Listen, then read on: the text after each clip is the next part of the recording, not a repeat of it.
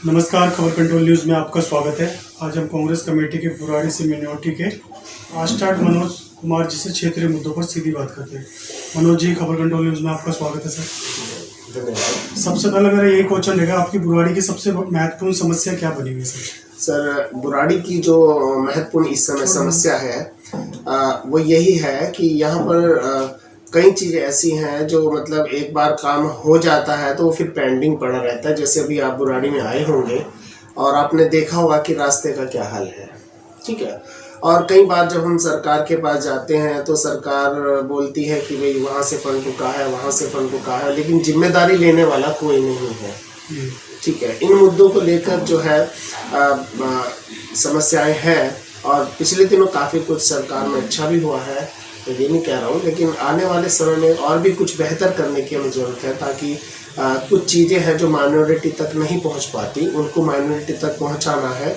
इसके वजह से जो है मतलब कि हमारा एक उद्देश्य है कि माइनॉरिटी को हम लोग आगे बढ़ रहे हैं। कुछ लोग सर जागरूक नहीं है मिनोरिटी को लेकर, खाली मुस्लिम समाज सोचती मिनोरिटी का पूरा हक हमारे पास ही है। जी, दर्शकों को जागरूक कीजिए सर। जी, एक्चुअल में क्या है कि माइनॉरिटी में जो है सिर्फ मुस्लिम ही नहीं है, इसमें क्रिश्चियंस हैं, इसमें सिख लोग हैं, इसमें पारसी लोग हैं, जैन भी हैं और भी कई तरह के इसमें लोग शामिल हैं जो लोगों तक इसकी जो अभी पूरी तरह से सूचना लोगों तक नहीं है। और कुछ लोग जो है वो ये सोचते हैं कि शायद हमें ज़रूरत नहीं है, बहुत ज़्यादा मेहनत करना पड़ेगा, डॉक्यूमेंटेशन बहुत ज़्यादा हो जाएगा, लेकिन ऐसा कुछ नहीं है। अगर जब वो लोग मुस्लिम लोग इसको प्राप्त कर सकते हैं तो और जो माइनॉरिटी के लोग हैं वो भी इन सुविधाओं का अवेल कर सकते हैं इजीली। जी जी सर, लोकसभा चुनाव नजदीक है। कन्हैया कुमार जी को उत्तर पूर्वी लोकसभा से टिकट मिली है कांग्रेस की तरफ। जी, क्या लगता है कैसा टफ मुकाबला रहेगा जो 10 साल से सांसद रहे मनोज तिवारी को टक्कर दे पाएंगे? जी हाँ, क्योंकि आप अभी भी कई क्षेत्रों में अगर आप हमारे इलाके में चले जाएंगे तो वहाँ पर काफ़ी लोगों का यही कहना है जी, कई साल से आज तक हमने तो शक्ल नहीं देखी। कई लोग तो पहचानते भी नहीं है कि मनोज तिवारी यही है क्या।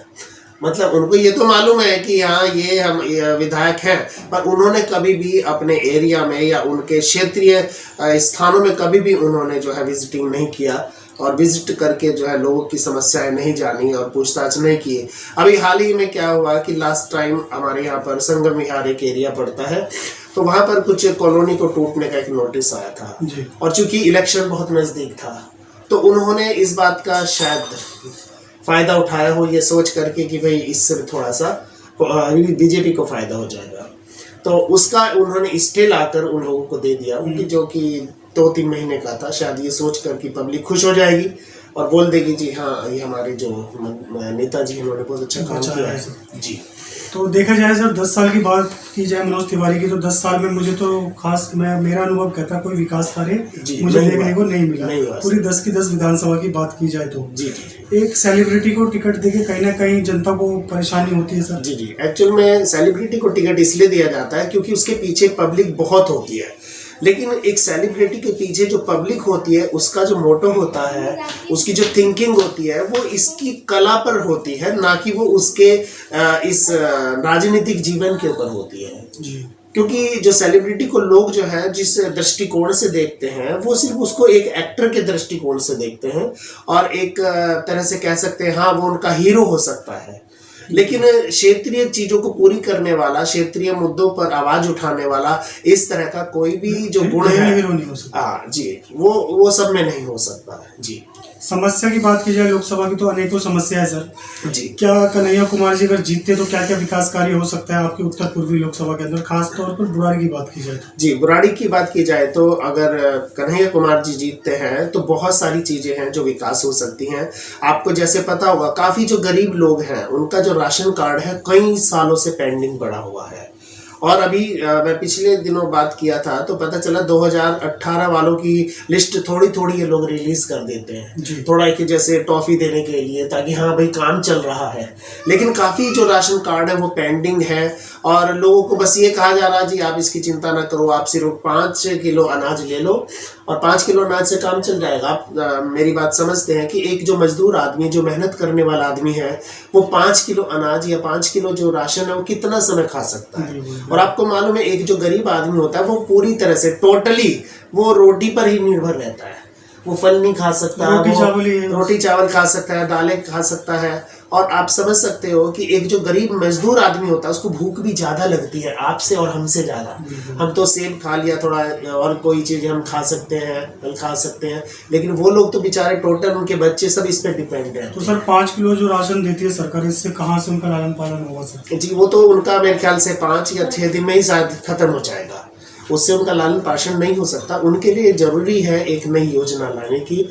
अभी जैसे हमारे राहुल गांधी जी ने भी बताया है कि बहुत कुछ जो है वो महिलाओं के लिए और जो मतलब गरीब जो लोग हैं उनके लिए करने के लिए उन्होंने इस तरह की रणनीति बनाई है और इस तरह से अपना मैनिफेस्टो तैयार किया है। और हमें विश्वास है और हम जानते हैं कि इस समय राहुल गांधी जी जो करेंगे वो बहुत ही अच्छा करेंगे, ठीक है। और कन्हैया कुमार जी जो है वो एक यूथ का चेहरा है जिनके ऊपर बहुत सारे आरोप लगते हैं जी, ये जेएनयू में थे, ये थे, जबकि वो खुद एक अच्छी हिंदुत्व की सोच रखने वाले एक अच्छे हिंदू परिवार से रिलेट करते हैं, ठीक है। सर जब मैं भारतीय जनता पार्टी के नेताओं से मिलता हूँ तो वो ये कहते हैं कि कांग्रेस ने उसको टिकट दे दिया जो देश के टुकड़े टुकड़े की बात करता है। जी नहीं, ये बिल्कुल गलत बात है। और सबसे बड़ी बात तो यह है कि जब जेएनयू में इस तरह के नारे लगे थे, उनके ऊपर केस हुआ था, तो उनको बाइज्जत बरी किया गया था क्योंकि उसमें उनका कोई भी फॉल्ट नहीं निकला था, ठीक है। और ये तो उनको एक मुद्दा मिल गया ये कहने के लिए, या एक बीजेपी को ये एक मुद्दा मिल गया उछालने के लिए कि भाई ये तो मुस्लिम लोगों के साथ है या आतंकवादियों की वाली भाषा बोल रहे हैं। इस तरह की बातें ये लोग बोलते हैं जी, ताकि पार्टी को बदनाम कर सके। भाजपा वाले कह रहे हैं सर 400 के पार, 400 के पार, 400 के पार। जी आपसे जानने की क्या चीज होने जा रहा है 400 के पार? देखो भाई, इस बार तो यह है कि भाई बस कर यार बस कर यार, यही होने जा रहा है कि 400 पार तो हो या रहे हो, आपकी बात तो भैया बस करो, ये सब लोग बोल रहे हैं। और मुझे नहीं लगता कि अब आने वाले समय में ऐसा हो रहा है जी। जो बेल पे सर केजरीवाल जी आए हैं, क्या लगता है इससे संगठन और मजबूत होगा?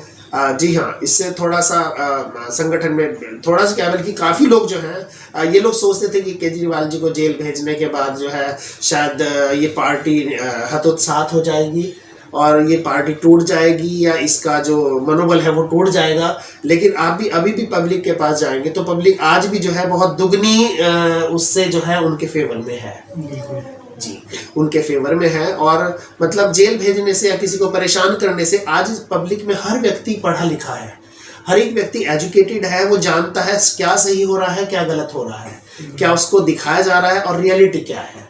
हर एक व्यक्ति आज समझदार है और सब लोग सच्चाई को जानते हैं, ठीक है। आज हम लोगों को मूर्ख नहीं बना सकते, चाहे मैं नेता हो के या मैं कुछ गलत चीजें मीडिया में बोल करके हम आजकल लोगों को मूर्ख नहीं बना सकते क्योंकि पब्लिक है, ये सब जानती है।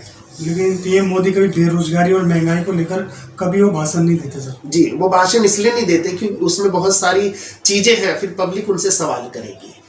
और आज आपको पता है कि वो समय आ पहुंचा, आज वो दौर आ पहुंचा है कि एक समय था कि मीडिया जो होता था वो विपक्ष के साथ खड़ा होता था और जो प्रेजेंट में सरकार होती थी उससे सवाल पूछता था। लेकिन आज वक्त ऐसा आ गया है कि मीडिया खुद विपक्ष से सवाल पूछता है और सरकार के साथ खड़ा हो जाता है। तो इससे बहुत सारी चीजें हैं जो पब्लिक तक नहीं पहुंच पा रही है। परंतु सोशल मीडिया इन चीजों से अलग है सर। जी हाँ, सोशल मीडिया अलग है और मैं वास्तव में अप्रिशिएट करता हूँ आप जैसे चैनल को कि जो इस तरह से सोशल मीडिया में अपने एक निर्भीकता से इन बातों को रखते हैं और अपनी आवाज़ को या उस आवाज़ को लोगों तक पहुंचाते हैं जो आज शायद लोगों तक नहीं पहुंच पा रही है।